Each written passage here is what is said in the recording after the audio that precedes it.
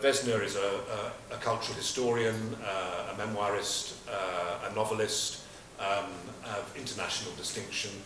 She is a reader in literature and creative writing at Kingston University, and she's going to be the first person to provoke us. So, Vesna. Thank you. I feel as though I'm about to deliver the 11th thesis on Feuerbach here, because we have 3 questions, and they seem to be, to me, very disparate ones and very different ones. I'm going to address them at different lengths, because some happen to interest me more than others.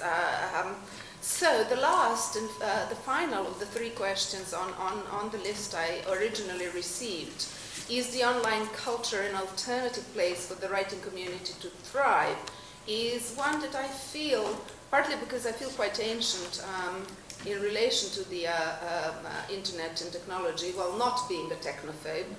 I feel that I have nothing wise to say on that topic. As someone who abandoned their native country in 1986, so 20 odd years ago, I have to say that internet has made a qualitative difference to my writing practice in the following way, that when I left what was then Yugoslavia, I was unable at that stage to continue to participate in its literary life in a meaningful way. I had to abandon the columns that I was writing there, the book reviews, and only to publish very intermittently. Whereas now I feel fully part of that community again.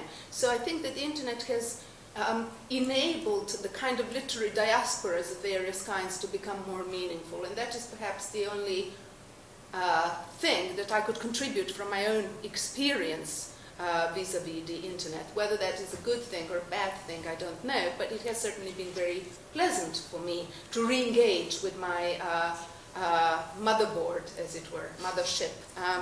The first question, who gets left out of the modern literary marketplace, I will address very briefly by saying that I spent the last year as one of the 5 international judges of the Impact Fiction Prize, Impact Dublin Fiction Prize, which at €100,000 is one of the best endowed international fiction prizes, and the most money you can get for a single book, I think. You can get more for the Nobel Prize, but that is your life's work.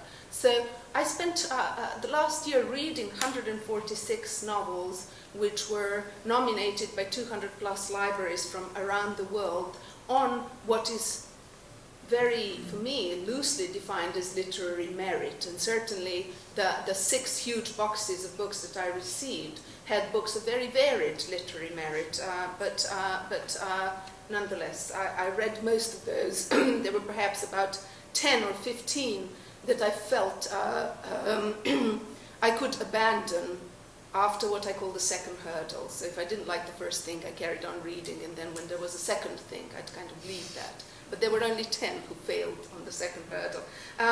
What happened reading that is that, had you asked me the question about who gets left out of the modern literary marketplace about a month ago, I'd have put the emphasis on who does get left out.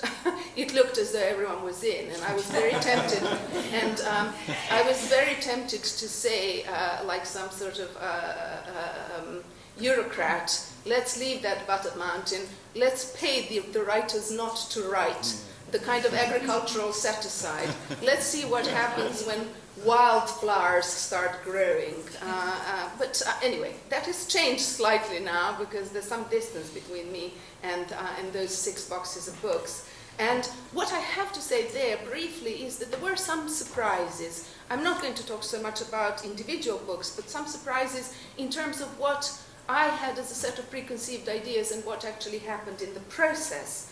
Of the 8 shortlisted books, and you can discuss the kind of value of our shortlist till the cows come home. We probably missed quite a lot of people. There were Nobel, Pulitzer, Booker Prize winners that we missed out that are not on that shortlist.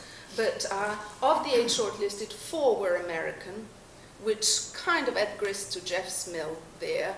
And certainly when you think of a judging panel which wasn't particularly predisposed to choose American or anybody else. Of those 4 American novelists who were shortlisted, 3 were creative writing graduates. And in every one of those 3 cases, they were first-time novelists, including one who was a Pulitzer Prize winner already, and the Junot Diaz. And he had the book of short stories, but this was his first novel. And it is interesting for me, but I couldn't generalize on the basis of saying that there were 3 creative writing graduates and 3 first-time novelists, thereby these are the kinds of novels that they write, and this is what they have in common, because they were so different. And indeed, we ended up in a bitter fight about those differences and what is the most prize-worthy out of those.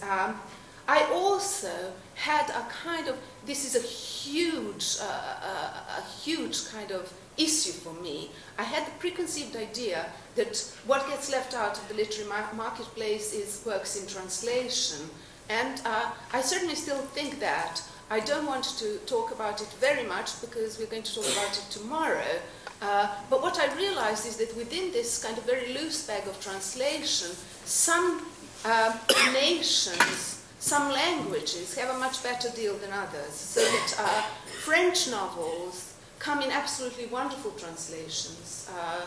Few get translated, but those that get translated have wonderful translators. Whereas some small languages came in really poor translations.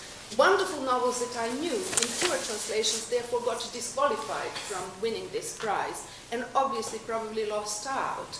The reason they get poor translations is there are very few translators, and very small nations, including the one I come from, very often depend on the work of one very, very enthusiastic person willing to spend a lot of her time for very little money translating novels time and time again.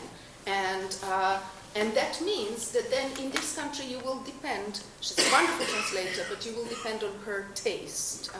I have to say that, for example, even a writer as well known and as wonderful as Dubravka Ugršić, for example, who is a very close friend of mine, has had problems with her last book finding a translator, and indeed, although there was a publisher, there was not a problem about finding a publisher. Indeed, the book was translated by 3 different people in sections. So this is what happens when you come from a small language. Now, another thing that I had a very strong kind of idea about is that the reason you have very few translations here is that you have this huge body of English, of writing in English to draw from. And so you have a huge wealth of literature anyway already, even without bothering with translation. But I had the illusion that I know what is going on in the States and what is going on in Australia simply by virtue of reading English literary papers and visiting UK bookshops and buying what is available in UK editions. And I was very strongly disabused. There is a wealth of novels, major award winners from Australia, from America that don't get UK editions. And indeed our prize winner, Man Gone Down by Michael Thomas, actually wouldn't have had a UK edition but for this prize. They literally rushed it into print because it was deemed that the book wouldn't be of interest to the British audience. So there is a kind of filtering there in the marketplace, even within the English-speaking world, which is absolutely invisible until you engage with it. And then you realize how huge it is. So I made major discoveries. I thought I knew